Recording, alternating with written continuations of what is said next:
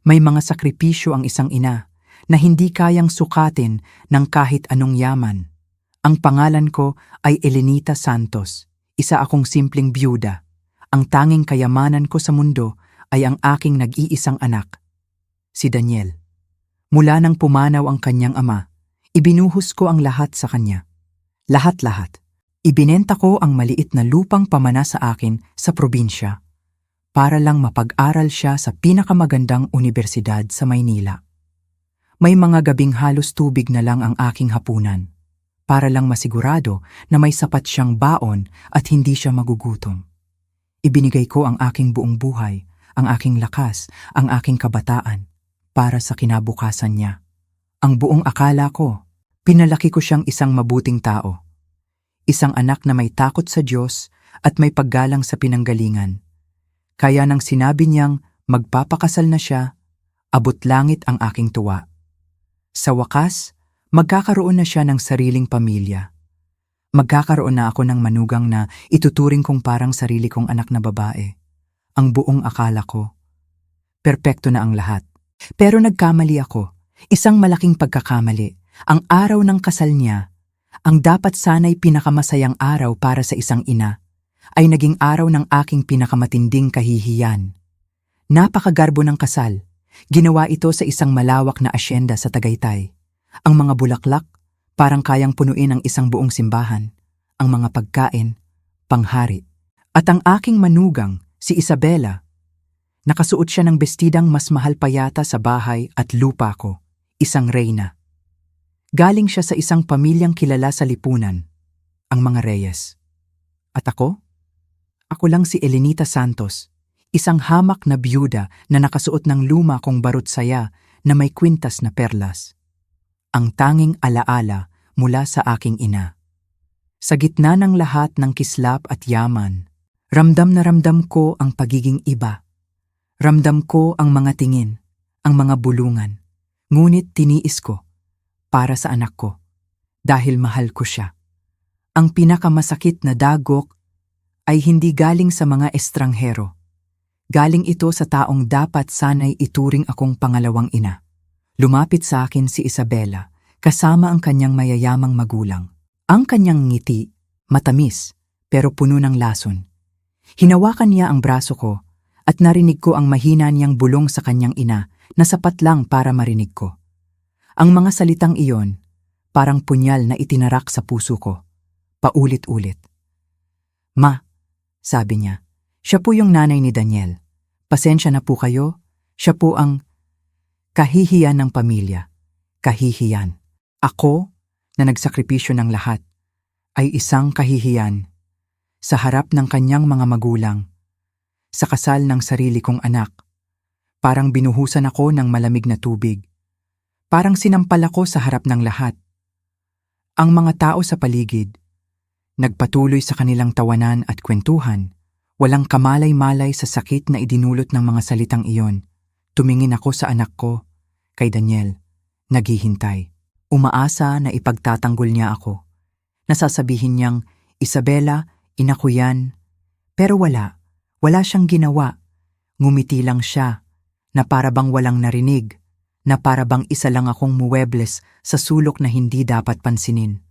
Wala silang utang na loob. Sa sandaling iyon, naramdaman ko ang tunay na kahulugan ng pagiging nag-iisa. Gusto kong umiyak. Gusto kong tumakbo palayo. Gusto kong isigaw ang sakit. Pero hindi. Nanatili akong tahimik. Itinikom ko ang aking bibig. Tumingin ako sa kanila, sa aking manugang na mapagmataas, sa kanyang mga magulang na puno ng paghamak, at sa aking anak na naging isang estranghero. Hinayaan ko silang maliitin ako. Hinayaan ko silang tapakan ang aking pagkatao. Dahil may isang bagay, isang napakalaking lihim na hindi nila alam tungkol sa akin. Ang buong akala nila, isa lang akong pobreng byuda. Isang gamo-gamo na naakit sa liwanag ng kanilang kayamanan. Pero hindi nila alam na sa aming lahat na nasa silid na iyon, ako ang pinakamakapangyarihan. Habang ngumingiti si Isabela, napansin kong biglang nagbago ang itsura ng kanyang ama, si Roberto Reyes. Ang kanyang pagtawa, biglang naputol. Ang kanyang mga mata, nanlaki habang nakatitig sa akin. Hindi na tingin ng paghamak, kundi tingin ng pagkabigla, ng gulat, at ng takot. Namutla siya, nagsimulang manginig ang kanyang mga labi, at sa mahinang boses na halos hindi marinig, binigkas niya ang pangalan ko. Elenita Santos, bulong niya. Hindi po ba kayo yung misteryosong investor na bumili ng kumpanya ko 3 taon na ang nakalipas? Sa isang iglap, ang mundo ay tumigil. Ang ngiti sa mukha ng aking manugang ay biglang naglaho na parang bula. Ang reyna ay biglang naging isang ordinaryong babae na puno ng pagkalito. Hindi niya alam na ang biyenan na kanyang hinahamak, ang simpleng biyuda na tinawag niyang kahihiyan ng pamilya, ang siyang may hawak ng kanilang kapalaran sa kanyang mga palad. Huli na ang lahat para sa kanila. Ito ang kwento ko. Ito ang kwento kung paano ko itinago ang aking tunay na pagkatao sa loob ng 15 taon para protektahan ang aking anak. At ito rin ang kwento kung paano ko ginamit ang lihim na iyon para turuan ng leksyon ang mga taong walang utang na loob. Dahil sa huli, ang karma ay hindi natutulog. Singilan na. Kung naranasan niyo na pong maliitin o ituring na parang isang dayuhan sa sarili niyong pamamahay, paki-like at i-share niyo po ang video na ito. At huwag niyo pong kalimutang mag-comment sa ibaba. Saan po kayo nanonood? Gusto kong marinig ang inyong mga kwento. Magkwentuhan po tayo. Habang nakatayo ako roon, tila isang estatwa sa gitna ng kasayahan, dinig na dinig ko pa rin ang mga salita ng aking manugang. Siya po ang kahihiyan ng pamilya. Kahihiyan. Isang salita na tumarak sa aking puso at sumira sa lahat ng saya na dapat kong maramdaman. Gusto kong tumalikod. Gusto kong umalis. Ngunit pinigilan ko ang aking sarili. Para sa anak ko. Para kay Daniel. Tiniis ko ang sakit at sinubukan kong ngumiti. Isang peking ngiti para pagtakpan ang sugat na nilikha nila. Ang ina ni Isabela, si Paula, ay tumingin sa akin mula ulo hanggang paa na may halong pagkamuhi at awa. Isang tingin na nagsasabing, hindi ka nabibilang dito. Ngunit ang kanyang asawa, si Roberto Reyes, ang ama ng aking manugang, ay hindi ganoon ang reaksyon. Noong una, para lang siyang nakikitingin. Ngunit habang tumatagal ang kanyang pagtitig sa aking mukha, unti-unting nagbago ang kanyang ekspresyon. Ang pagiging kampante niya ay napalitan ng pagkalito. Ang kanyang mga mata ay nanliit na para bang may inaalala siyang isang malayong panaginip. Lumapit siya ng isang hakbang.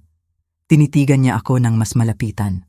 At doon, sa ilalim ng mga kumikinang na ilaw ng chandelier, nakita ko ang pagbabago. Ang pagkalito ay naging pagkabigla. Ang pagkabigla ay naging pagkamangha. At sa huli, paggalang. Isang paggalang na hindi ko inaasahan. Ang kanyang bibig ay bahagyang bumuka. Paulit-ulit siyang kumurap na para bang hindi siya makapaniwala sa kanyang nakikita. Sandali, sabi niya, at ang kanyang boses ay naging isang mahinang bulong. Napakalakas ng ingay ng orkestra at ng tawanan ng mga bisita, ngunit sa aming maliit na grupo, ang kanyang bulong ay kasing lakas ng isang kulog. Ang lahat ay tumahimik. Si Isabela, si Paula, maging si Daniel ay napatingin sa kanyang biyenan.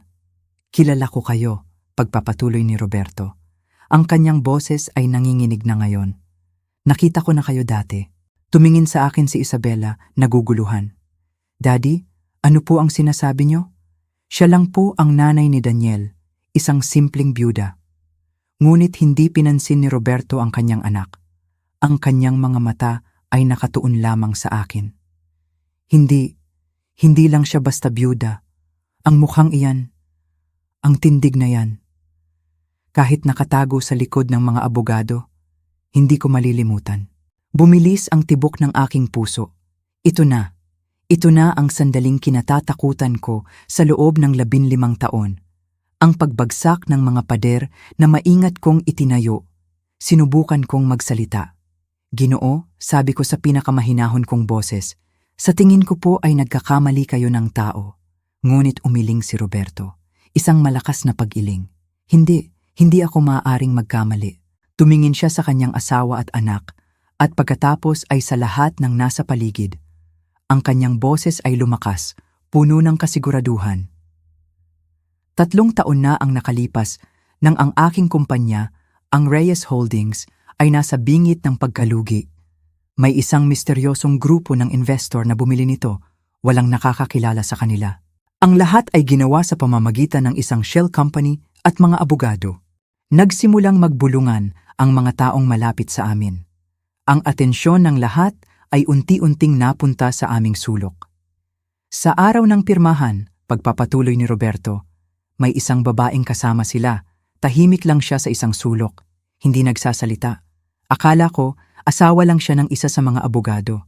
Simple lang ang kanyang suot, pero may aura siya ng kapangyarihan, isang aura na hindi ko malilimutan. Tumingin siya muli sa akin, at itinuro niya ako. Ang kanyang daliri ay nanginginig. Kayo po iyon. Kayo po ang babaeng iyon, Elenita Santos. Kayo po ang sikretong bilyonaryo na sumagip at bumili sa aking kumpanya. Ang katahimikan, parang isang bomba na sumabog sa gitna ng reception. Ang musika ay huminto. Ang tawanan ay nawala. Ang lahat ng mga mata, daan-daang pares ng mga mata, ay nakatutok sa akin. Sa simpleng byuda na nakasuot ng lumang barot saya. Tumingin ako kay Isabela. Ang kulay sa kanyang mukha ay nawala. Ang kanyang bibig ay nakabukas sa pagkabigla. Ang kanyang mapanuring mga mata ay puno ngayon ng hindi kapanipaniwalang pagkalito. Pabalik-balik ang tingin niya sa akin at sa kanyang ama na para bang sinusubukan niyang unawain ang isang wikang hindi niya alam. Ang kanyang ina, si Paula, ay napahawak sa kanyang dibdib. Ang kanyang mga diamanting alahas ay nawalan ng kislap kumpara sa pagkabiglang nasa kanyang mukha. At si Daniel, ang anak ko, nakatayo lang siya roon, tulala. Ang kanyang masayang ngiti ay napalitan ng isang blangkong ekspresyon. Ang lihim na itinago ko ng napakatagal para protektahan siya, para hayaan siyang mabuhay ng simple at magtagumpay sa sarili niyang paraan, ay nabunyag na. At nabunyag ito sa pinakamasamang posibleng paraan. Ang kahihiyan ng pamilya ay biglang naging ang may-ari ng lahat. At sa mga mata ng aking manugang, nakita ko hindi na lang pagkalito, kundi takot. Isang malaking takot habang nakatayo ako roon.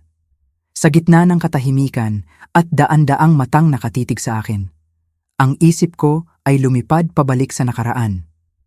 15 taon, isang mahabang panahon ng pagtatago, isang mahabang panahon ng pamumuhay sa isang kasinungalingan. Isang kasinungalingan na ginawa dahil sa pagmamahal. Hindi ako ipinanganak na mayaman. Kami ng aking yumaong asawa, si Thomas, ay parehong mga inhinyero. Simple lang ang aming buhay sa isang maliit na apartment sa Ortigas. Ang aming mga pangarap ay simple lang din. Mapagtapos ang aming anak na si Daniel. Magkaroon ng sapat na ipon para sa aming pagtanda at marahil makapaglakbay sa iba't ibang lugar sa Pilipinas. Si Thomas, siya ang utak sa aming dalawa. Isang henyo. May mga gabi na hindi siya natutulog, nakakulong sa aming maliit na bodega na ginawa niyang laboratorio. Palagi siyang may kinukutingting. At isang araw, noong taong 2010, ipinakita niya sa akin ang kanyang obra maestra.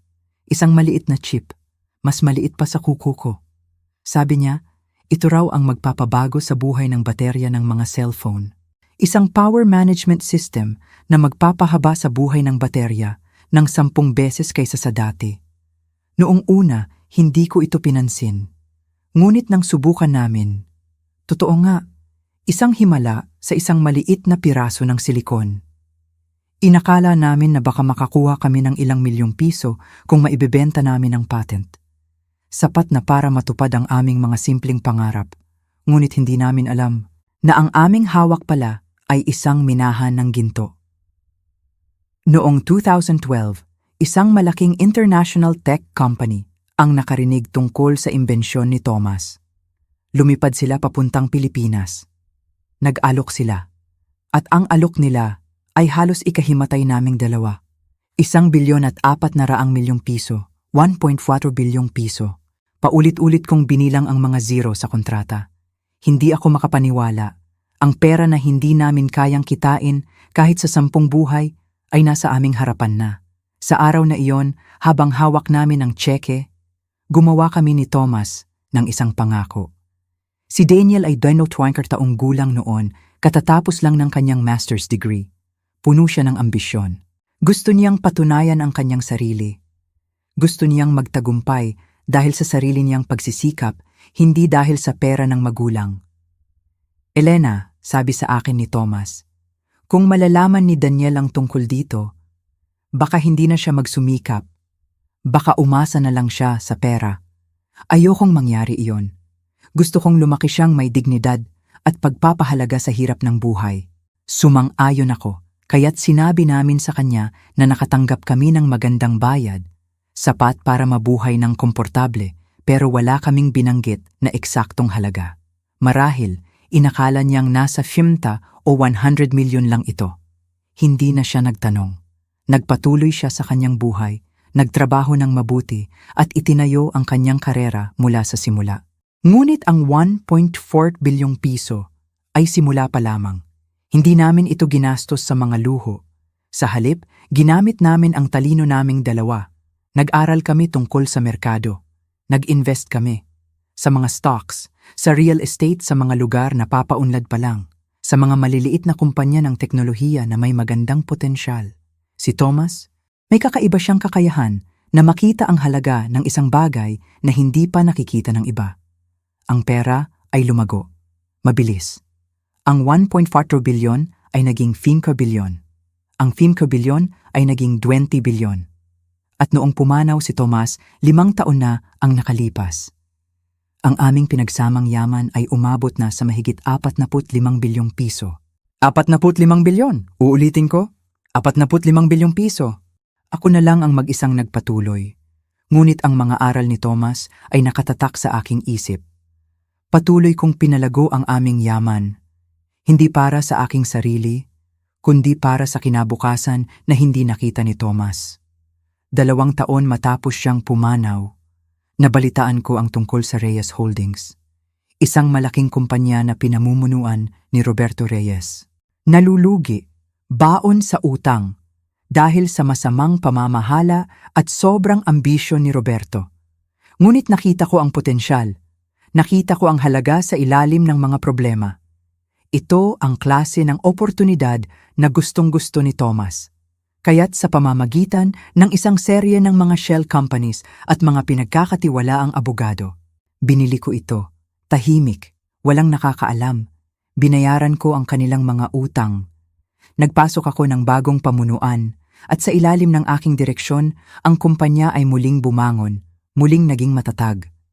Ang kabalintunaan, ang masaklap na katotohanan ay naroon.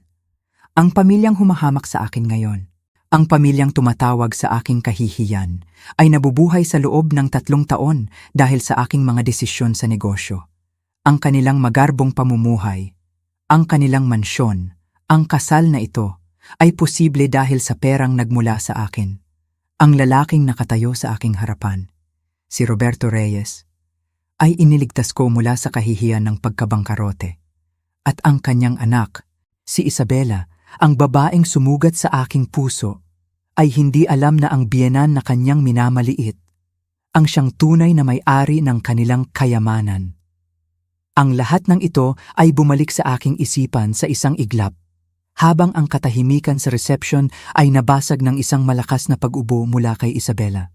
Nagsisimula na siyang makabawi mula sa pagkabigla, at sa kanyang mga mata, nakita ko ang pagsilang ng isang bagong damdamin, hindi na pagkalito, kundi kasakiman.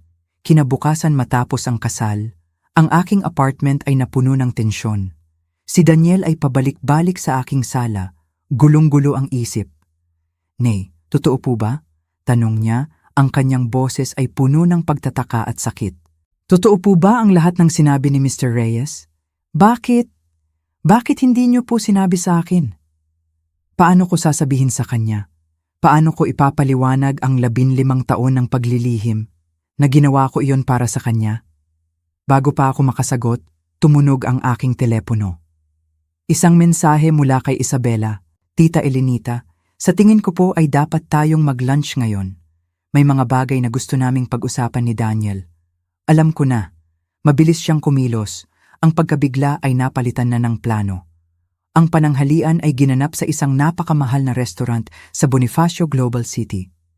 Isang lugar na pinupuntahan ng mga mayayaman at makapangyarihan. Pagdating namin ni Daniel, naroon na si Isabela. Nakaupo sa pinakamagandang pwesto. Ang kanyang damit ay pangnegosyante. Ang kanyang buhok ay perpekto. Ang kanyang ngiti ay kasing kinang ng dati, ngunit ngayon may talim na itong kasama. "Tita, Daniel, buti nakarating kayo," bati niya, na may halong pekeng pagkasabik. "Nag-order na po ako ng alak, isang napakasarap na bordo, para po i-celebrate ang ating pamilya. Isang bote ng alak na nagkakahalaga ng halos 50,000 piso. Nagpaparamdam na siya. Ipinapakita niya na kabilang na siya sa mundong ito, sa mundo ko. Umupo ako ng may pag-iingat. Si Daniel ay halatang hindi komportable. "Isabela," sabi ni Daniel, "ano ba talaga ang gusto nating pag-usapan?" Ngunit binaliwala siya ni Isabela. Ang kanyang atensyon ay nasa akin lamang. Ito ay isang laban sa pagitan naming dalawa.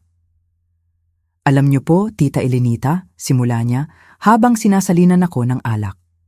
"Kagabi, nagkaroon kami ng mahabang usapan ni Daddy. Nakakatuwa po ang mga kwento niya tungkol sa business. Lalo na po yung mga kwento tungkol sa mga anonymous investors at mga shell companies. Bawat salita niya ay may bigat. Bawat salita niya ay isang patama. Uminom ako ng alak at naghintay. Hinayaan ko siyang gawin ang unang hakbang sa larong ito. Ang mga discreet investors po kasi, tita," pagpapatuloy niya, "ay may mga malalaking rason kung bakit sila nagtatago. Kadalasan, may kinalaman ito sa napakalaking yaman na ayaw nilang malaman ng publiko. Tama po ba ako?" "Mukhang makatwiran ang sinasabi mo, iha," kalmado kong sagot. Yumuko siya ng bahagya na parang may ibubulong na sikreto. "Sabi po ni Daddy, ang babae raw po sa meeting noon ay napakatahimik, napaka-elegante, at may aura ng isang taong sanay gumawa ng mga mahahalagang desisyon." Nakita ko ang pagbabago sa mukha ni Daniel. Ang mga piraso ng palaisipan ay nagsisimula ng mabuo sa kanyang isipan. At doon, inilabas ni Isabela ang kanyang alas, ang kanyang telepono. Ipinakita niya sa amin ang isang larawan, isang luma at malabong larawan mula sa isang artikulo sa dyaryo 3 taon na ang nakalipas. Ang pamagat, Reyes Holdings, na iligtas ng misteryosong investor. At sa larawan, sa gitna ng mga lalaking naka-Amerikana, ay may isang babae, bahagyang nakatago, malabo ang mukha pero naroon. "Hindi po masyadong maganda ang kalidad ng picture, tita," sabi ni Isabela na may ngiti ng tagumpay. Pero ang tindig po ng babae, ang kanyang taas, pati na po ang paraan ng paghawak niya sa kanyang purse, napakapamilyar, sobrang pamilyar po sa inyo. Ang katahimikan, tinitigan ni Daniel ang larawan. At pagkatapos ay sa akin. Nakita ko sa kanyang mga mata ang pagkilala, ang sakit ng katotohanan. Sinubukan kong panatilihin ang aking kahinahunan. "Isang kakaibang pagkakataon," sabi ko. "Opo nga po," sagot ni Isabela, at ang kanyang ngiti ay mas lalong tumalim. "Marami pong pagkakataon sa mundo. Tulad po ng pagsisimula ng problema sa pera ng pamilya namin. Kasabay ng pagbayad ng halos 40 bilyong piso para sa kumpanya ni Daddy. At tulad po ng biglaang pagkawala ng misteryosong investor na iyon, na para bang mas gusto niyang manatiling anonymous. Ang mga salita niya ay parang mga bala, direkta, walang paligoy-ligoy. Nanginginig na ibinaba ni Daniel ang kanyang baso. "Nay," sabi niya, ang kanyang boses ay basag, "sabihin niyo po sa akin, hindi kayo ang iniisip niya." Tumingin ako sa aking anak. Ang lalaking pinalaki ko sa katotohanan at kasimplehan ay nahaharap ngayon sa isang napakalaking kasinungalingan. Alam kong wala na akong matataguan. "Daniel," sabi ko, "may mga bagay tungkol sa mga patent ng iyong ama at sa ating mga investment na hindi ko sinabi sa'yo. Iyon lang ang kumpirmasyong kailangan ni Isabela." Ang tagumpay ay nakapinta sa kanyang perpektong mukha. Nakuha na niya ang gusto niya, o iyon ang akala niya. Habang pinapanood ko siyang nagagalak sa kanyang pagkapanalo, hindi niya alam na ang kanyang ginawa ay hindi pagbubukas ng isang pinto patungo sa yaman. Ang binuksan niya ay ang kahon ni Pandora. At pinakawalan niya ang isang bagay na hindi niya kayang kontrolin. Ang pananghalian na iyon ay isang deklarasyon ng digmaan. Umalis kami ni Daniel na may mabigat na damdamin. Siya, puno ng sakit at pagkalito. At ako, puno ng determinasyon. Kung gusto ni Isabela ng laban, bibigyan ko siya ng isa. Ngunit lalaban ako sa paraang alam ko. Tahimik, matalino, at nakamamatay. Ang unang ginawa ko kinabukasan ay tawagan ang aking pinagkakatiwalaang abogado at financial advisor sa Makati, si Attorney James Velasco. Mahigit 10 taon na kaming magkakilala. Siya ang isa sa iilang taong nakakaalam ng aking sikreto. James, sabi ko sa telepono, kailangan ko ng tulong mo. Kailangan kong malaman ang lahat ng detalye tungkol sa pamilya Reyes. Tita Elenita, sagot ni James, isa po iyang hindi pangkaraniwang healing. May problema po ba? Ikinuwento ko sa kanya ang lahat. Ang kasal, ang pagbubunyag ni Roberto, ang pananghalian kasama si Isabela. Natahimik si James sa kabilang linya. Pagkatapos ng ilang sandali, nagsalita siya. Komplikado po ito, tita, pero naiintindihan ko. Bigyan niyo po ako ng 3 araw. Sa loob ng 3 araw na yon, hindi ako mapakali. Alam kong kumikilos na si Isabela. Ramdam ko, ang isang taong kasing sakim niya ay hindi mag-aaksaya ng panahon. At tama nga ako. Sa aming pagpupulong sa opisina ni James, inilatag niya sa akin ang mga dokumento. Ang mga natuklasan niya ay mas malala pa sa aking inaasahan. Tita, simula ni James habang inaayos ang kanyang salamin. Una sa lahat, kumpirmado po. May nag-hire ng isang private investigator para alamin ang mga corporate structures ninyo. Isang mamahaling PI firm na dalubhasa sa pag-trace ng mga hidden assets. Isang malamig na kaba ang gumapang sa aking dibdib. At hindi lang po iyon, pagpapatuloy niya, habang binubuklat ang isa pang folder. Nakipag-ugnayan din po ang manugang ninyo sa isang kilalang law firm, Vance Peters and Associates. Ang kanilang specialty? Mga kaso ng family estate disputes at trust litigation. Sa madaling salita, mga kaso ng paghahati-hati ng yaman ng pamilya. Naging malinaw ang lahat. Hindi lang niya gustong malaman ang katotohanan. Naghahanda na siyang kunin ang isang piraso para sa kanyang sarili. Naghahanda na siyang idemanda ako. Ngunit ang pinakagulat sa lahat ay ang huling ibinunyag ni James. Tita, ito po ang financial analysis ng pamilya Reyes. Sabi niya habang itinuturo sa akin ang isang serye ng mga numero at graph. Sa labas, mukha silang mayaman, pero sa totoo lang, malapit na silang malubog.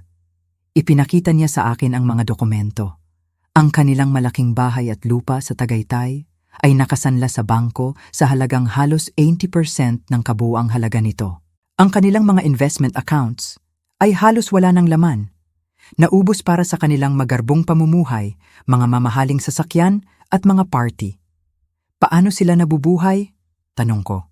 Dito po nagiging mas komplikado, sagot ni James. Karamihan po ng kanilang kasalukuyang kita ay mula sa mga consulting contracts ni Mr. Roberto Reyes mula sa Reyes Holdings. Natigilan ako. Ang Reyes Holdings, ang kumpanya ko. James, sino ang nag-apruba ng mga kontratang iyan? Tanong ko. Tumingin sa akin si James. Ang bagong pamunuan po na ipinasok ninyo, marahil bilang pagpapakita ng goodwill sa dating may-ari. Pero tita, nangangahulugan po ito na ang perang ginagastos nila para imbestigahan kayo ay pera na nanggagaling din sa isang paraan mula sa inyo. Napahawak ako sa aking upuan, ang kabalintunaan, nakakagalit. Ginamit nila ang aking sariling pera para subukang wasakin ako. Sa sandaling iyon, ang lahat ng awa na maaaring nararamdaman ko para sa kanila ay naglaho. Ito ay hindi na lang tungkol sa pagprotekta sa aking yaman. Ito ay tungkol sa pagprotekta sa aking dignidad. Ito ay tungkol sa paglaban sa kasakiman at kawalang hiyaan. James, sabi ko, ang aking boses ay matatag at puno ng lamig. Gusto kong magsimula ka ng isang kontra-imbestigasyon. Alamin mo ang lahat, bawat utang, bawat sikreto, bawat kahinaan. Kung gusto ni Isabela na maglaro ng investigador, ipapakita ko sa kanya kung paano ito ginagawa ng isang propesyonal.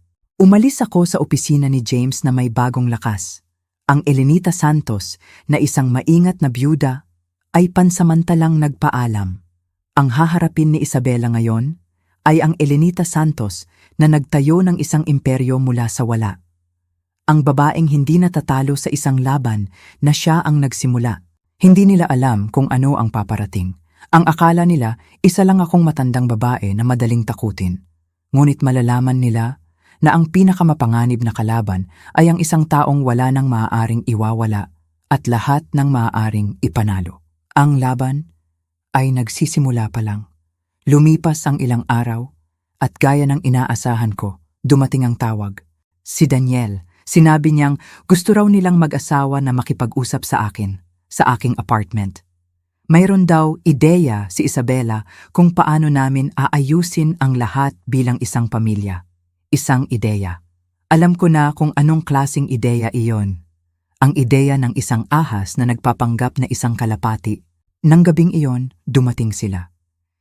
Si Daniel ay halatang alanganin, parang isang taong napagitna sa dalawang naguumpugang bato. Si Isabela naman ay puno ng kumpiyansa. Nakasuot siya ng isang mamahaling business suit. Dala-dala niya ang isang leather folder na para bang isa siyang CEO na magpepresenta sa isang board meeting. Pinaupo ko sila, naghanda ako ng simpleng merienda, keso, prutas at isang boteng alak na hindi kamahalan. Ayokong magbigay ng kahit anong senyales ng aking tunay na yaman. Sa larong ito, ako ang magtatakda ng mga patakaran. Nay, salamat po sa pagtanggap sa amin, simula ni Daniel. Tita Elenita, sabi naman ni Isabela, na may ngiting hindi umaabot sa kanyang mga mata. Gusto ko pong magsimula sa pagsasabing, ang lahat po ng pag-uusapan natin ngayong gabi ay para sa ikabubuti ng ating pamilya. Nasa iisang panig lang po tayong lahat. Sa isip ko, halos matawa ako. Isang pamilya, isang panig. Siyempre iha, sagot ko. Ano ba ang gusto ninyong pag-usapan? Doon, binuksan niya ang kanyang folder. Inilatag niya sa mesa ang mga dokumentong maayos na inihanda. May mga chart, may mga legal terms. Naisip ko po kasi tita, sabi niya, na marahil ay hindi po maganda ang ating naging simula sa lunch. Gusto ko pong magmungkahi ng isang mas collaborative na approach sa ating family financial planning. Collaborative. Isang magandang salita para sa isang masamang intensyon. Si Daniel ay sumingit. May mga ideya po si Isabela, Nay, kung paano natin aayusin ang lahat para makinabang ang bawat isa. Ang yaman po kasi ng pamilya, tita, pagpapatuloy ni Isabela na tila isang propesor na nagtuturo, ay mas napapamahalaan ng maayos kapag ito ay strategic. Iniisip po namin ni Daniel na magtayo ng isang family foundation. Iyon na, ang PAIN. Isang foundation po na magbibigay daan sa atin na mag-donate sa mga charity, makakuha ng mga tax advantage, at i-coordinate ang ating mga investments bilang isang pamilya. Inilabas niya ang isang dokumento na mukhang isang legal draft. Nakipag-usap na rin po ako sa isang abogado na dalubhasa sa Family Wealth Management para po masigurado na protektado ang privacy ninyo habang nagkakaroon tayo ng mas malinaw na plano. Ang kapal ng mukha, hindi ko mapigilang mamangha. Nalaman lang niyang may pera ako at agad siyang gumawa ng plano kung paano ito makokontrol. Kumpleto sa abogado at mga legal na dokumento. Mukhang napaghandaan mo ito ng mabuti iha, sabi ko, habang pinipigilan ang aking sarili na tumawa. Ang foundation po ay pamumunuan ng isang board ng mga family trustees, sabi niya, lalong nabubuhayan ng loob. Kayo po, si Daniel, ako, at kung sinuman ang magiging anak namin sa hinaharap. Para po lahat tayo ay may boses sa mga mahahalagang desisyon sa pananalapi. Sabihin mo sa akin, Isabela, tanong ko, ano ang nasa isip mo para sa paunang pondo ng foundation na ito? Nagliwanag ang kanyang mga mata. Ito ang sandaling hinihintay niya. Well, naisip ko po na maaari tayong magsimula sa isang malaking halaga para magkaroon tayo ng impact Siguro po, mga 2.5 bilyong piso. 2.5 bilyon. Mula sa babaeng tumawag sa akin na kahihiya ng pamilya. At ang board structure na binanggit mo, kalmado kong tanong, paano hahatiin ang mga boto? Sa tingin ko po, ang pinakalohikal ay pantay na representasyon, sagot niya ng may kumpiyansa. 3 trustee, 3 boto, napakademokratiko. Ibinaba ko ang aking baso ng alak. Tinitigan ko siya ng diretso sa mata. Ang laro ay tapos na. Isabela, sabi ko, ang aking boses ay malamig na ngayon. Maaari ba kitang tanungin ng tapat? Siyempre po. Mahal mo ba ang anak ko? Ang tanong ay parang isang sampal na hindi niya inaasahan. Natigilan siya. Tumingin siya kay Daniel at pagkatapos ay sa akin. Ano pong klaseng tanong iyan? Isang simpleng tanong. Mahal mo ba si Daniel dahil sa kung sino siya? O mahal mo kung ano sa tingin mo ang kinakatawan ng pagpapakasal sa kanya? Ang katahimikan sa silid ay napakabigat. Si Daniel ay pabalik-balik ang tingin sa aming dalawa, lalong kinakabahan. Ang perpektong maskara ni Isabela ay nagsimulang mag-crack. Sa tingin ko po ay hindi patas kung paano ninyo tinitingnan ang aming relasyon. Tumayo ako at lumakad papunta sa aking bookshelf. Kinuha ko ang isang folder na inihanda ko rin, ang aking sariling mga dokumento. Bumalik ako sa aking upuan at binuksan ito. Ipinakita ko sa kanya ang ulat mula kay Attorney James. Ang kanyang mukha ay namutla nang makilala niya ang logo ng PI firm. Ito, sabi ko, ay ang talaan ng iyong pakikipag-usap sa Aguilar Private Investigations sa loob ng nakaraang 2 linggo. Inupahan mo sila para imbestigahan ako. Medyo magastos sa pagkakaalam ko. Tumingin si Daniel sa kanyang asawa nang hindi makapaniwala. Isabela, nag-hire ka ng private investigators? Hindi ganyan yon, mabilis niyang sabi. Gusto ko lang maintindihan ang sitwasyon ng pamilya. Naghahanda ka ng kaso, pagtatama ko. Ipinapakita ng mga dokumentong ito na kumonsulta ka rin sa Vance Peters and Associates, isang law firm na dalubhasa sa mga alitan sa ari-arian. At ito pa, inilabas ko ang isa pang papel. Nagbukas ka ng 3 bagong credit lines nitong huling buwan. Umutang ka dahil inaasahan mong may malaking perang darating sa pamilya ninyo. Isang napakatapang na palagay, hindi ba? Hindi ba? Si Isabela ay nagkawatak-watak na. Ang kanyang maingat na itinayong kumpiyansa ay gumuho. Tita Elenita, kailangan niyo pong maintindihan. Sinusubukan ko lang protektahan ang interes ng pamilya natin. Interes nino? Tanong ko. Dahil ayon sa financial analysis na ito, ang sitwasyon ng pamilya mo ay mas marupok pa kaysa sa inaakala ng lahat. Inilagay ko ang iba pang mga dokumento sa mesa. Ang mansyon ninyo ay halos pag-aari na ng bangko. Ang mga investment ninyo ay ubos na. Sa katunayan, ang consulting fees ng ama mo na siyang bumubuhay sa inyo ngayon ay inayos ko sa pamamagitan ng bagong pamunuan ng Reyes Holdings. Tiningnan ni Daniel ang mga dokumento. Ang kanyang mukha ay nagpakita ng sunod-sunod na emosyon, pagkalito, galit, at sa huli, isang malalim na pagkadismaya. Nay, paano niyo po nalaman ang lahat ng ito? Dahil Daniel, sagot ko, kapag may nagsimulang mag-imbestiga sa akin, iniimbestigahan ko rin sila pabalik. Hindi nito binabago ang katotohanan na pamilya na tayo. Sigaw ni Isabela, nanginginig ang boses. Tama ka, sabi ko. Pero ito ang sa tingin kong nangyari. Nalaman mong may pera ako at agad kang nagplano kung paano ito makukuha. Hindi kung paano ka tutulong, kundi kung paano mo ito kokontrolin. At doon, inilabas ko ang aking huling alas. Isang maliit na digital recorder. Ito, sabi ko, habang pinipindot ang play button, ay isang recording ng tawag mo sa iyong kaibigan sa kolehiyo, 3 linggo bago mo makilala si Daniel. Ang boses ni Isabela ay umalingaw-ngaw sa tahimik na silid. Pagod na ako sa mga lalaking walang pera, Bes. Kailangan kong makahanap ng isang taong galing sa isang matatag na pamilya. Yung may magandang long-term prospects, isang magandang investment. Investment. Ang katahimikan na sumunod ay nakakabingi. Tinitingnan ni Daniel ang kanyang asawa na parang ngayon lang niya ito nakita sa unang pagkakataon. Si Isabela naman ay mukhang nagkakalkula kung gaano kabilis siya makakatakbo palabas. Daniel, sabi ko ng mahinahon, sa tingin ko, dapat mong tanungin ang iyong sarili.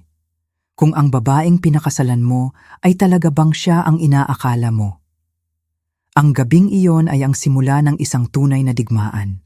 Umalis si Isabela mula sa aking apartment na puno ng galit. Bago siya umalis, nagbigay siya ng isang tingin na nangangakong hindi pa tapos ang lahat. At hindi nga siya nagkamali. Lumipat si Daniel sa sarili niyang apartment para mag-isip. Naiwan akong mag-isa. Ngunit hindi nag-iisa sa laban. Alam kong ang bawat galaw ko mula ngayon ay kailangang kalkulado. Ang unang senyales ng panganib ay dumating makalipas ang isang linggo. Isang tawag mula kay Attorney James. Ang kanyang boses ay seryoso.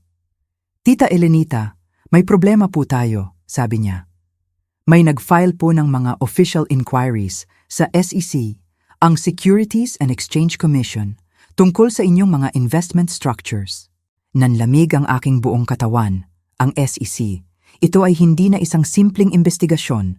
Ito ay isang formal na pag-atake sa aking legal na katayuan. Anong klaseng inquiries, James? Tanong ko. Mga profesional na tanong po, tita. Mga aligasyon tungkol sa failure to properly declare beneficial ownership. Mga tanong tungkol sa posibleng paggamit ng insider information. Sinusubukan nilang ipinta na ang inyong mga shell companies ay may mga illegal na gawain.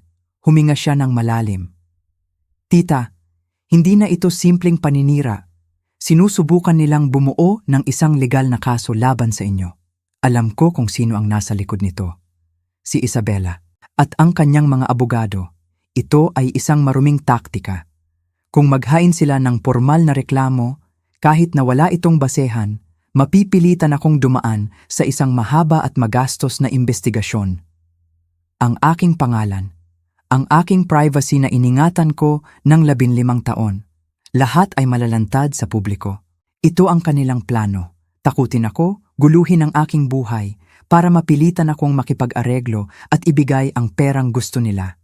Gaano ito kaseryoso? Tanong ko. Depende po kung ano ang kanilang makikita. Legal po ang inyong mga istruktura, tita. Ngunit ang mga komplikadong financial schemes ay maaaring magmukhang kahina-hinala sa mga regulator. Kung itutuloy nila ito, maaaring abutin ng taon ang investigasyon at ang media, tiyak na magpipiesta sila rito. Bago pa man ako makabawi sa balitang iyon, isa pang bomba ang sumabog. Tumawag si Daniel, ang kanyang boses ay walang buhay. Nay, kailangan nating mag-usap, may nangyari. Dumating siya sa aking apartment 1 oras ang lumipas. Mukha siyang tumanda ng 10 taon, maputla, malalim ang mga mata. Nag-file si Isabela ng legal separation, sabi niya ng diretsyo. Walang emosyon. Napahawak ako sa aking dibdib. Paano? Bakit?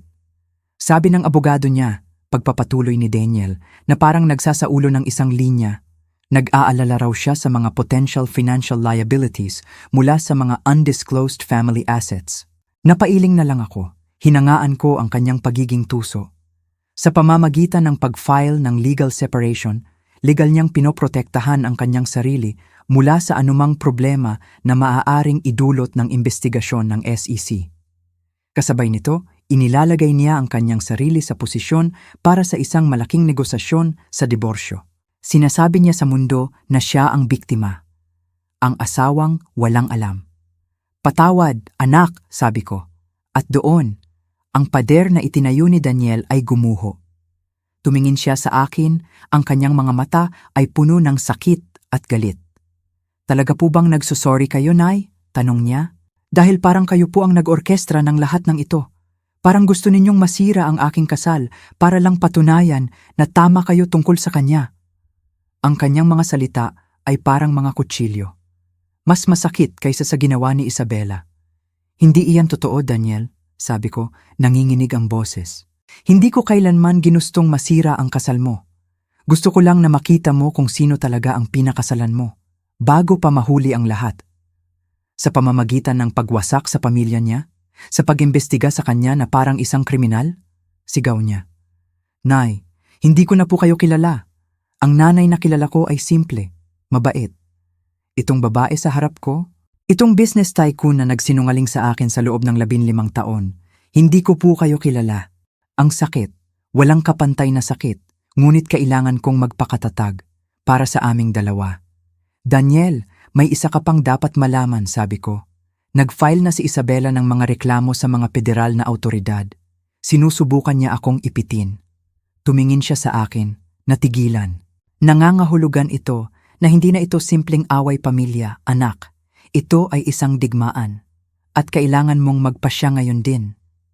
Kakampi ka ba sa ina mo na ginawa ang lahat para protektahan ka? O hahayaan mong sirain ng babaeng iyon ang lahat ng itinayo ko para sa ating pamilya? Ang katahimikan ay bumalot sa amin. Nakita ko ang pag-aalinlangan sa kanyang mga mata. Ang laban sa pagitan ng pagmamahal sa isang asawa at katapatan sa isang ina. Sa wakas, pagkatapos ng tila isang walang hanggan, tumingin siya sa akin. May bagong liwanag sa kanyang mga mata, isang liwanag ng pag-unawa. Ano po ang gusto ninyong gawin ko, Nay? Alam kong sa sandaling iyon, hindi pa tapos ang laban. Pero alam ko na rin na hindi na ako nag-iisa. Ang araw ng pagtutuos ay dumating. Ang lugar, ang malaki at malamig na boardroom sa opisina ni Attorney James sa Makati. Ang tanawin mula sa bintana ay ang buong syudad, ngunit sa loob ng silid, ang mundo ay umiikot lamang sa isang mesa. Sa isang panig, ako, si Daniel at si Attorney James. Sa kabilang panig, si Isabela, ang kanyang mga magulang na sina Roberto at Paula at ang kanilang tila buwitreng abogado, si Mark Vance. Ang hangin sa silid ay napakabigat na parang kaya mo itong hiwain ng kutsilyo. Si Mark Vance ang unang nagsalita. Inayos niya ang kanyang mamahaling Amerikana at tumingin sa amin na para bang kami ang may kasalanan. Linawin natin kung bakit tayo narito, simula niya. Ang aking kliyente, si Ginang Isabela Reyes Santos, ay natuklasan na si Ginang Santos ay nagtatago ng napakalaking yaman. Habang hinahayaan ang pamilya ng kanyang manugang na magdusa sa kahirapan, ito ay nagpapakita ng isang sinadyang pattern ng panlilinlang na nangangailangan ng masusing investigasyon. Kalmadong sumagot si Attorney James. Ginoong Vance, ang mga aktibidad sa pananalapi ni Ginang Santos ay ganap na legal at pribado. Ang mga reklamo ng iyong kliyente sa mga awtoridad ay tila bunsod ng personal na galit at hindi ng lehitimong alalahanin. Sumandal si Isabela sa kanyang upuan. Hindi ito tungkol sa personal na galit, sabi niya. Ang kanyang boses ay puno ng pekeng kabanalan. Ito ay tungkol sa responsibilidad ng pamilya at transparency.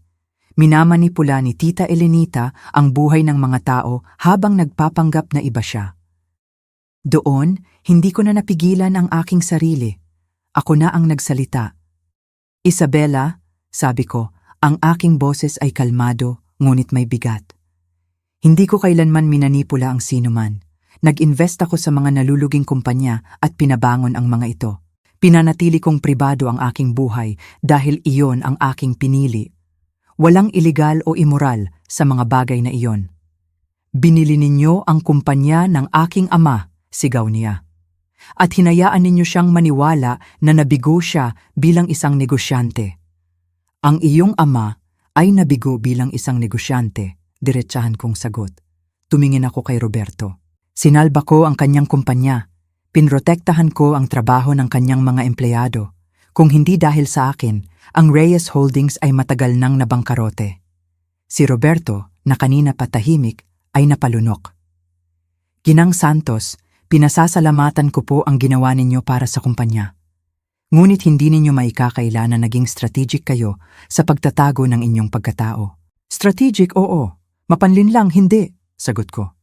Hindi ninyo tinanong ang tungkol sa aking mga investment at wala akong obligasyon na sabihin ito sa inyo. Inilabas ni Mark Vance ang isang makapal na folder. Ginang Santos, mayroon kaming ebidensya na ginamit ninyo ang inyong posisyon sa pananalapi para manipulahin ang ilang sitwasyon, ang mga consulting fees ni Ginoong Reyes, ang tiyempo ng ilang desisyon sa negosyo, maging ang investigasyon sa personal na buhay ng aking kliyente. Ebidensya ng ano? Tanong ni James. ng isang pattern ng kontrol at manipulasyon na dinisenyo para mapanatili ang kapangyarihan sa kinabukasan ng pananalapi ng pamilyang ito.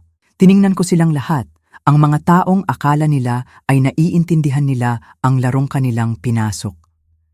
Ginoong Vance, sabi ko ng malinaw, hayaan ninyong linawin ko. Hindi ko kontrolado ang pamilya ng iyong kliyente. Wala akong utang na pera sa kanila. Wala akong utang na paliwanag sa kanila. At tiyak na wala akong utang na access sa aking mga ari-arian. Ngunit may utang kayong katapatan sa inyong anak, sabat ni Isabela. At pangunahing respeto sa inyong manugang. Respeto.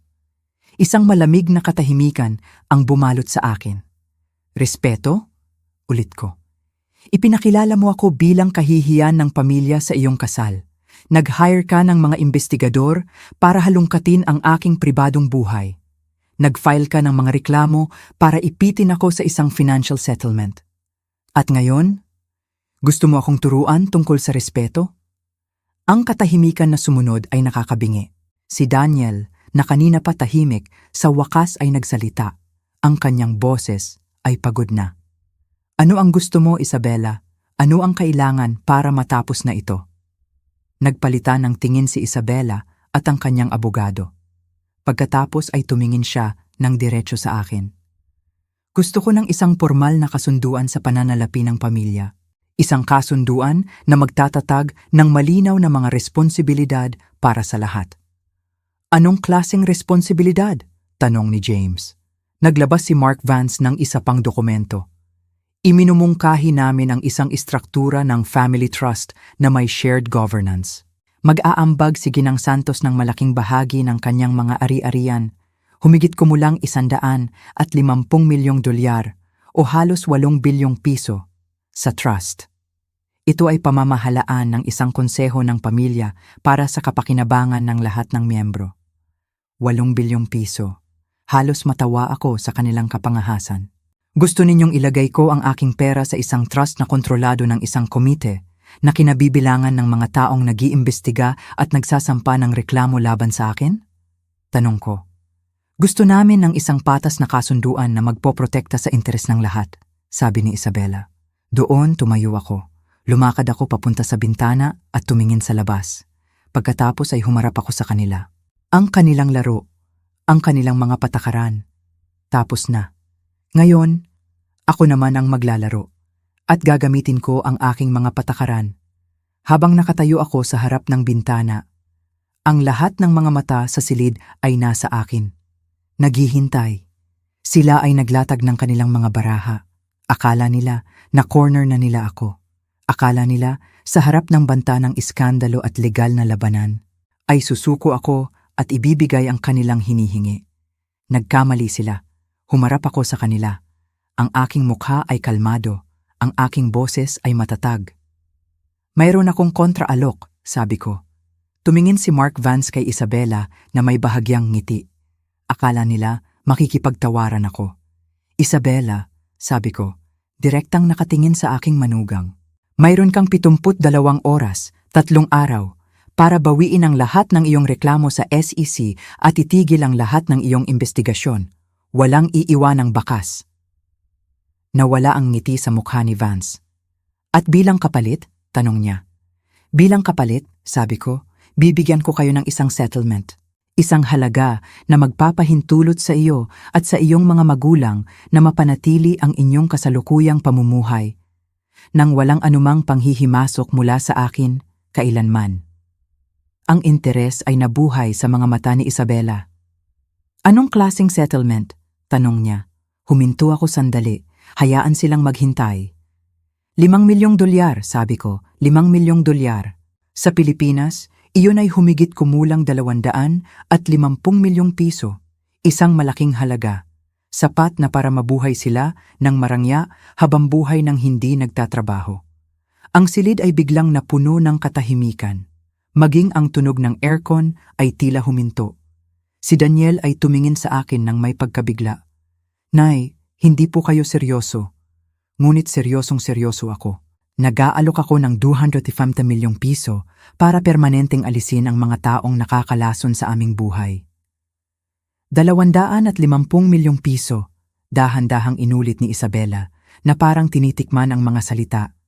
Para pirmahan mo ang isang kasunduan na nangangakong hindi mo na kailanman kukontakin ako o ang aking anak na si Daniel para maglaho ka sa aming buhay magpakailanman. Nakita ko ang pagkalkula sa mga mata ni Mark Vance. Alam niya ang matematika. Ang 250 milyong piso na cash ay mas malaki kaysa sa anumang maaari nilang mapanalunan sa isang demanda na tatagal ng maraming taon. At walang kasiguraduhan. Ginang Santos, sabi ni Vance, sinusubukang panatilihin ang kanyang profesionalismo. Iyan po ay isang napakagandang alok. Ngunit tila dinisenyo ito para sirain ang isang kasal, hindi para ayusin ang isang alitan sa pamilya. Ginoong Vance, sagot ko, ang kasal na iyan ay matagal nang sira. Nag-aalok lang ako na bayaran ng isang malinis na hiwalayan sa halip na isang magulo. Doon, tumayo si Daniel. Hindi na niya kaya. Nay, tama na po. Kayong dalawa, tama na. Tumingin siya sa buong silid nang may sukdulang pagkadismaya. Nakakabaliw ito. Nakaupo tayo rito at pinag-uusapan ang presyo ng aking kasal na parang isang negosyo. At hindi ba't iyon naman talaga ito? Sa simula pa lang, mahina kong tanong. Bumaling siya kay Isabela. Ang kanyang boses ay puno ng sakit na dumurog sa aking puso. Isabela, kailangan kong sagutin mo ito ng tapat. Pinakasalan mo ba ako dahil mahal mo ako? O dahil akala mo ay galing ako sa isang pamilyang may pera? Ang katahimikan ay tumagal ng halos 1 minuto. 1 minutong puno ng katotohanan. Tumingin si Isabela sa sahig, sa kanyang abogado, sa kahit saan, huwag lang sa kanyang asawa. Daniel, hindi iyan isang patas na tanong, sa wakas ay sabi niya. Iyan lang ang tanong na mahalaga, sagot ni Daniel. Pinanood ko ang aking anak habang naghihintay siya ng sagot na hindi na dumating. At sa katahimikang iyon, ang lahat ng aking mga desisyon, ang 15 taon ng paglilihim, ay nagkaroon ng kahulugan. 250 milyong piso. Ulit ko, direktang nakatingin kay Isabela. Ang aking boses ay walang bahid ng emosyon. Bukod pa riyan, aayusin ko para mapanatili ng iyong mga magulang ang kanilang bahay at para mapanatili ng iyong ama ang kanyang posisyon bilang consultant sa Reyes Holdings. Ito ang aking pinal na alok, isang alok na hindi niya matatanggihan. Pirmahan mo ang mga papel at lumayo ka sa aking pamilya. At kung tatanggi ako, tanong niya, ngumiti ako. At sa unang pagkakataon, mula nang magsimula ang lahat ng ito ay isang tunay na ngiti. Kung gayon, wala kang makukuha, mawawala sa iyong mga magulang ang bahay, mawawalan ng kita ang iyong ama, at gugugulin mo ang susunod na ilang taon sa mga demanda na sisira sa iyong buhay at uubos sa bawat sentimo na mayroon ka. Si Mark Vance ay bumubulong na ng mabilis sa tainga ni Isabela. Walang dudang ipinapaliwanag niya ang kahangalan ng pagtanggi. 250 milyong piso laban sa wala. Kailangan ko ng oras para pag-isipan ito, sabi ni Isabela. Mayroon ka hanggang tanghali bukas, sabi ko. Pagkatapos niyan, ang alok ay mawawala at haharapin mo ang lahat ng kahihinatnan ng iyong mga ginawa. Nang matapos ang pulong, naiwan si Daniel. Tahimik kaming dalawa. Nay, bulong niya, binili niyo po ba talaga ang kalayaan ko mula sa aking asawa? Tumingin ako sa kanya, ang aking puso ay puno ng pagmamahal. Hindi anak, sagot ko. Binigyan lang kita ng impormasyon na kailangan mo para makagawa ka ng sarili mong desisyon. Kinabukasan, 11:47 ng umaga. Tumawag si Mark Vance kay Attorney James. Tinanggap nila ang alok. Ang digmaan ay tapos na at ako ang nanalo. Lumipas ang 6 na buwan at kasama ng paglipas ng panahon ay ang paghilom ng mga sugat. Ang kasunduan ay natupad. Pagsapit ng 5:00 ng hapon sa araw na iyon, napirmahan na ang lahat ng papeles. Ang pera, 250 milyong piso, ay nailipat na. At si Isabela, kasama ang kanyang pamilya, ay naglaho sa aming buhay na parang isang masamang panaginip. Walang paalam, walang huling salita. Kinuha niya ang pera at umalis. Iyon lang. Nag-file si Daniel ng diborsyo kinabukasan. Ang dahilan, irreconcilable differences. Ang mga sumunod na buwan ay mahirap para sa kanya. Ngunit ang anak ko ay matatag. Pinalaki siya ng kanyang ama na maging isang lalaking may prinsipyo at dahan-dahan muli siyang bumangon. Isang hapon ng linggo, tumawag siya. May kakaibang saya sa kanyang boses na matagal ko nang hindi naririnig. "Nay," sabi niya, "may ipapakilala po ako sa inyo." Ang pangalan niya ay Sarah. Isang guro sa isang pampublikong paaralan. Simple, mabait, at may ngiting kasing sinsero ng bukang liwayway. Alam niyo po, Nay, kwento sa akin ni Daniel nang sinabi ko sa kanya na ang nanay ko ay nakatira lang sa isang simpleng apartment at nagmamaneho ng ordinaryong sasakyan. Ang sabi niya sa akin, mukhang alam ng nanay mo kung ano talaga ang mahalaga sa buhay. Sa sandaling iyon, naramdaman ko ang paggaan ng aking dibdib na matagal ko nang hindi nararamdaman. Isang paggaan na hindi kayang bilhin ng lahat ng pera sa mundo. "Mukhang perpekto siya, anak," sabi ko. "Opo, Nay," sagot niya. "Pero may hihilingin po sana ako. Sa susunod na linggo, kapag nag-dinner po tayo, pwede po bang maging ang nanay ko lang? Yung nanay na nagturo sa aking magtrabaho ng mabuti at rumespeto sa kapwa. Pwede po bang iwan muna natin ang makapangyarihang businesswoman sa bahay?" Tumawa ako. Isang tunay at masayang tawa. Siyempre, anak. Pagkatapos ng lahat ng nangyari, natuklasan ko na ang pinakamalaking yaman na mayroon ako ay hindi ang aking mga investment o ang aking mga bank account. Ito ang pagkakataong magsimulang muli. Ibinenta ko ang apartment kung saan ako nanirahan ng 15 taon. Masyado na itong maraming alaala. Lumipat ako sa Baguio, isang lugar na laging may espesyal na puwang sa aking puso. Dito, walang nakakakilala sa akin bilang ang biyudang bilyonarya. Dito, ako lang si Elena, isang matandang babae na mahilig maglakad sa Burnham Park at makipagkwentuhan sa mga nagtitinda ng strawberry. Nagtatag din ako ng isang maliit at tahimik na pundasyon. Walang press release, walang mga gintong plake na may pangalan ko. Ipinangalan ko itong The Thomas Fund bilang parangal sa aking asawa. Tinutulungan namin ang mga batang inhinyero mula sa mga probinsya na tuparin ang kanilang mga pangarap. Ang makita ang kanilang mga ngiti. Iyon ang tunay na dibidendo. Ngayon, ang aking mga araw ay puno ng kapayapaan. Mga klase sa paggawa ng palayok, kape kasama ang mga bagong kaibigan. Hindi ko kailangan ng mga bodyguard o armored car. Ang kailangan ko ay katahimikan. Ang nakakatawa, nang tumigil ako sa pagtatago kung sino ako. Tumigil din ako sa pagkakaroon ng takot. Hindi na ako natatakot na may makatuklas sa aking yaman. Dahil naintindihan ko na ang mga numero sa bangko ay hindi tumutukoy sa aking halaga. Ang tumutukoy sa akin ay kung paano ko ginagamit ang mga mapagkukunang iyon para baguhin kahit kaunti ang buhay ng iba. Oo, naging invisible ako sa loob ng 15 taon.